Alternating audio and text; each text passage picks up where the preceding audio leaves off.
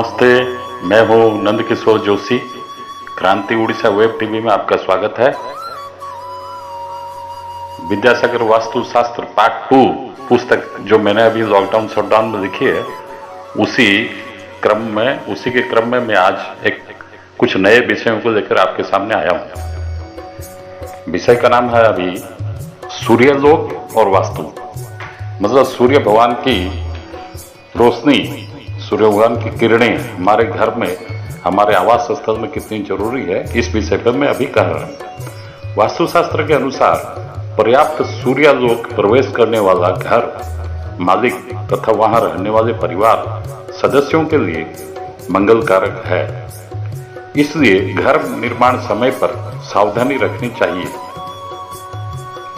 यदि घर निर्माण समय आप इस ओर ध्यान नहीं दिए हो तो विलंब न कर जरूरी कदम उठाएं तथा घर के अंदर सूर्य किरणें कुछ समय के लिए किस तरह प्रवेश करेंगी, कदम उठाएं। इसके लिए आप स्काईलाइट लगाएं या अन्य कोई व्यवस्था करें। यह सब नहीं होने पर किसी वास्तुविद से सलाह कर प्रतिकार करें। सूर्य भगवान सृष्टि का आधार, सकल शक्ति का आधार उत्स है। उनकी किरणों से, आलोक से जीव जगत की रचना हुई है। वे रचनात्मकता के कारण हैं। वास्तुशास्त्र में उनका स्वतंत्र महत्व है, इसलिए घर पर उनका सर्वाधिक प्रभाव रहता है। सूर्यालोक के प्रवेश नहीं करने वाले घर का वातावरण और पर्यावरण सदा अंधेरमय रहता है। फलस्वरूप मकड़जाला, मच्छर, मक्खियां वहां हमेशा रहना पसंद करेंगे एवं उनके अनुकूल परिवेश से लाभ लेकर अपना वंश विस्तार भी करेंगे। उन्हीं के कारण परिवार के सदस्य सहजता से रोगाक्रांत हो जाते हैं। मकड़जाला नकारात्मकता का प्रतीक है। इनके प्रभाव से घर की सुख, शांति, समृद्धि चली जाती है। आर्थिक नुकसान और मानसिक पीड़ा सताती है। दूसरी तरफ सूर्य किरणें समस्त सकारात्मक शक्ति का आधार हैं। अतएव सूर्यलोक गिरने वाला घर सर्व सकारात्मक शक्ति को उत्पन्न करता है। यह घर के वातावरण को शुद्ध करता है। समस्त बाधा विघ्न प्रतिबंधक दूर कर सुख और समृद्धि का द्वार खोलता है। वास्तुशास्त्र में सूर्य को आत्मा कारक कहा गया है। सूर्य किरण प्रवेश करने वाले घर में सहज से हीनमन्यता, दुर्बल भावना से लोग शिकार नहीं होते। उनका आत्मबल और आत्मविश्वास हमेशा ऊंचा रहता है। यह समृद्धि का मार्ग खोल देता है। इस प्रसंग में महत्वपूर्ण विषय यह है कि सूर्य किरणें जैसे ज्यादा समय तक बेडरूम में न रहें, इस पर ध्यान देना है। कारण इससे स्वाभाविक निद्रा में खलल उत्पन्न हो सकता है। नेक्स्ट चैप्टर, सौभाग्य और सौभाग्य का उपाय। सबकी कोशिश, कठोर परिश्रम करने पर भी अनेकों को उपर्युक्त फल की प्राप्ति नहीं होती। ऐसी परिस्थिति में आने पर आदमी का मनोबल टूट जाता है एवं व्यक्ति निराशा का शिकार होता है।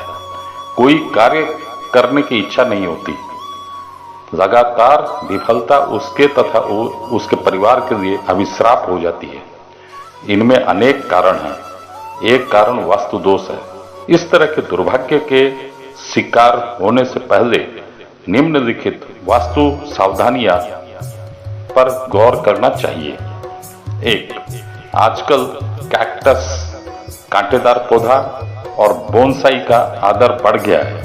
घर के सौंदर्य वृद्धि के लिए लोग अपने घरों में इनको स्थान देते हैं। यह बात गांठ बांधकर रख लेनी चाहिए कि ये सारे नकारात्मक शक्ति के उत्स हैं। इनके द्वारा घर की शांति भंग और परिवार की समृद्धि में रुकावट आती है। नंबर 2, अनेक लोग घरों में मूर्ति रखते हैं। यह एक अच्छी रुचि है, लेकिन कौन से कोने में या दिशा में मूर्ति रखने पर मंगलकारी है, यह जानना आवश्यक है। उत्तर पूर्व की दिशा मूर्ति के लिए सदा प्रतिकूल है, अतः परिवार की प्रगति चाहने पर वहां मूर्ति नहीं रखें। शयन कक्ष में जूते, चप्पल ले जाना रखना खाट के नीचे अनेक लोगों की बुरी आदत है। वास्तुशास्त्र में इसकी मनाही है। यह मानसिक दुश्चिंता को बढ़ावा देती है। 4. पूजा घर या अन्य किसी कमरे में अगर देवी देवताओं की कोई खंडित मूर्ति है तो उसे तुरंत नदी या तालाब में विसर्जन कर दें। देव दोष से मुक्ति मिलेगी। नंबर 5. वास्तुशास्त्र के अनुसार बंद घड़ी को घर में नहीं रखना चाहिए। या तो उसे ठीक करवाएं, नहीं तो फेंकवाएं। दोनों में से आप कुछ भी कर सकते हैं। नंबर 6. घर का उत्तर पश्चिम कोण सदा आलोकित रहना चाहिए। दिन में जैसे पर्याप्त रोशनी यहां पहुंचेगी तथा रात्रि में लाइट की व्यवस्था कीजिए। नंबर 7. पूजा या दान में देने वाली वस्तु को ज्यादा दिन घर में न रखें। यथाशीघ्र पूजा में लगाएं या दान कर दें। नेक्स्ट चैप्टर, स्फुटिक माला से जाप। ज्योतिष शास्त्र में वर्णन अनुसार एक स्फुटिक माला को बतौर पूजा करके महालक्ष्मी जी को अर्पण करने से धन का आगमन होता है। प्रत्येक दिन इस माला से महालक्ष्मी जी के बीज मंत्रों का जाप करने से आर्थिक समस्या दूर होकर सौभाग्य में वृद्धि होती है। नेक्स्ट चैप्टर, घर में रखिए मोर पंख मतलब मयूर पंख। वास्तुशास्त्र की उपयोगिता हमारे दैनिक जीवन में है। आज अनेक लोग वास्तुशास्त्र को मानते हैं, उसी के अनुसार चलते हैं। विशेषकर महिलाएं इन सब में ज्यादा रुचि लेती हैं। घर में सुख शांति विराजे, इसके लिए महिलाएं युवतियां हमेशा यत्नशील रहती हैं। वास्तुशास्त्र में मयूरपंख की अनेक उपयोगिता दर्शाई गई है। 1.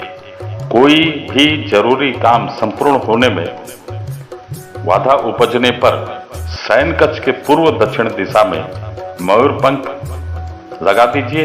ऐसा करने पर कार्य में सफलता मिलती है। नंबर 2. घर या दुकान के दक्षिण पूर्वी भाग में मोर पंख लगाने से नकारात्मक शक्ति दूर होती है। नंबर 3. मोर पंख हमेशा अपने पास रखने पर सफलता मिलने के साथ साथ कोई बाधा विघ्न नहीं आएगी। नंबर 4. त्योहार में या किसी शुभ दिन में घर में ऐसी जगह मयूर पंख लगावें जहां से अन्य लोग इसे आसानी से देख सकें। नेक्स्ट, घर में मनी प्लांट है तो जानिए इसके बारे में। वास्तुशास्त्र के नियम अनुसार प्रत्येक चारा रोपण के लिए निश्चित दिशा तय है। ये नियम मानने से घर में सुख समृद्धि आती है, बढ़ती है। मनी प्लांट घर में उचित दिशा में लगाने पर घर के प्रत्येक सदस्य पर इसका उत्तम प्रभाव देखा जाता है। नंबर 1. उत्तर पूर्व में कभी भी इस पौधे को न लगाएं, नहीं तो अनायास धन हानि होगी। नंबर 2. इस पौधे को दीवार या गमले में लगाना चाहिए। सीधे मिट्टी पर लगाने से भी विपरीत प्रभाव पड़ता है। नंबर 3. मनी प्लांट पौधा जैसे मुरझा न जाए इसका ध्यान रखें। पीले पत्तों को तोड़ दीजिए। नंबर 4. दक्षिण पश्चिम दिशा में मनी प्लांट पौधा लगाएं। यह इसके लिए उपयुक्त स्थान है। नेक्स्ट चैप्टर, घर से इन चित्रों को दूर रखिए। घर के प्रत्येक कोने और दिशाओं के प्रति सजग रहिए। वास्तुशास्त्र के अनुसार घर से नकारात्मक शक्ति को दूर रखने के लिए कितनी फोटो को हटा दें या दूर कर दें। नंबर 1. बाघ, शेर, सिंह या किसी अन्य हिंसक जीव जंतु की फोटो अगर घर में है तो उसे तुरंत हटा दें। ये फोटो घर में नकारात्मक शक्ति पैदा करती हैं तथा झगड़ा पैदा कराती हैं। नंबर 2, कितने लोग विदेशी भालू की फोटो घर में रखते हैं।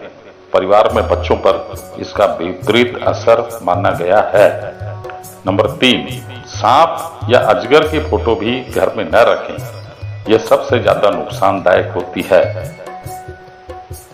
नंबर 4, कबूतरों की जुगल जोड़ी घर के ड्राइंग रूम में आप रख सकते हैं, यह खूब शुभकारी है।